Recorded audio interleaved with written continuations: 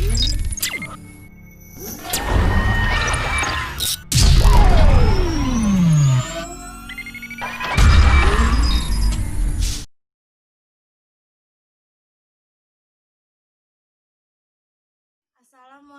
warahmatullahi wabarakatuh.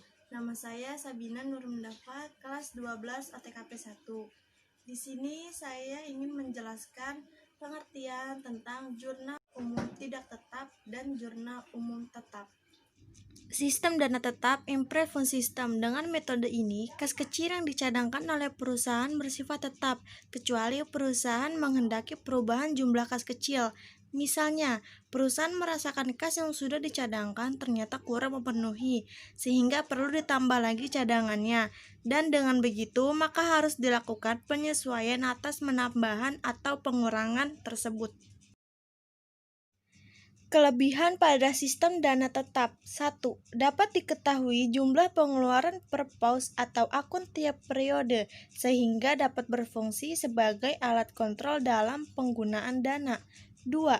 Pimpinan ataupun pengelola kas kecil akan hati-hati dalam menggunakan kas kecil, mengingat tidak ada penambahan dana di tengah periode. Kelemahan pada sistem dana tetap adalah 1. Saldo kas kecil tidak mudah diketahui karena saldo baru dapat dilihat pada akhir periode ketika pengisian kembali. 2. Jika terjadi kekurangan dana sebelum akhir periode, hal itu akan menjadi masalah karena tidak ada penambahan dana di tengah periode. Karena itu, pemegang kas kecil harus hati-hati dalam pemakaian dana. Sistem dana berubah atau tidak tetap, fluctuation fund system. Sistem ini menghendaki bahwa jumlah kas kecil tidak ditetapkan tetapi sesuai dengan kebutuhan. Misal, pada waktu membuat kebijakan pertama kali perusahaan menetapkan jumlah kas kecil sebesar 1 juta rupiah, kemudian digunakan sesuai dengan kebutuhan dan kemudian diisi kembali. Nah, pada saat pengisian, kalau menggunakan sistem dana tetap, maka jumlah amount harus sama dengan saldo awal. Sedangkan pada sistem fluktuasi, jumlah pengisiannya tidak harus sama dengan jumlah sebelumnya, yaitu bisa kurang ataupun lebih.